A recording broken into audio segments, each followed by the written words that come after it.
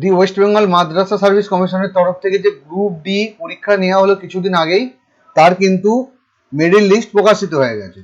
ঠিক আছে, তো আপনারা লিস্টটা কোথায় পাবেন, কিভাবে দেখবেন, আমি সেই নিয়েই আলোচনা করবো। আর আপনারা যদি আমার চ্যানেলে নতুন হয়ে থাকেন তো অবশ্যই আমার চ্যানেলটিকে লাইক, শেয়ার, সাবস্ক্রাইব করতে ভুলবেন না। আর পাশে থাকা বেল আইকনটা অন করে দেবেন, যাতে এই সমস্ত ইনফরমেটিভ ভিডিও আপনি সবার আগেই দেখতে পান।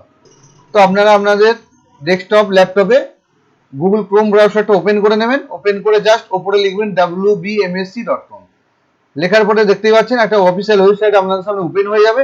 হয়ে যাওয়ার পরে আপনার জাস্ট প্রথমেই দেখতে পাবেন, দেখুন list of candidate call for PT first SLST group D.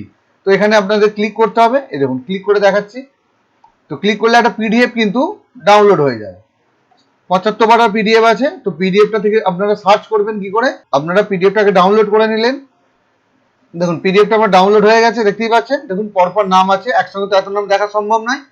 তো আপনারা তো এইভাবে এক এক করে দেখতে পারবেন না। তো আপনারা আপনাদের কম্পিউটার দেখুন control F find, control F মারার পরে আপনাদের সামনে দেখুন ফাইন্ড টেক্সট টু টুলস চলে আসছে। এখানে জাস্ট আপনারা আপনার নামটা লিখে সার্চ করবেন, এটা আপনাদের খুব সুবিধা হবে। দেখুন আমি যেমন লিখছি, দেখুন PIJAUSH, ঠিক আছে লিখলাম। দেখুন অটোমেটিক লোডিং হচ্ছে, এখানটায় দেখতে পাচ্ছেন লোডিং হয়ে চলেছে। দেখুন এখানে নামটা দেখতে পাচ্ছেন। তো আপনারা জাস্ট এবার নাম লিখে সার্চ করে দেখতে পারবেন, এতে আপনাদের অনেক সুবিধা হবে।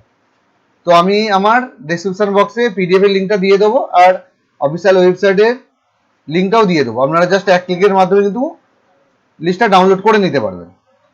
তো এই ছিল আমার আজকে ছোট্ট ভিডিও।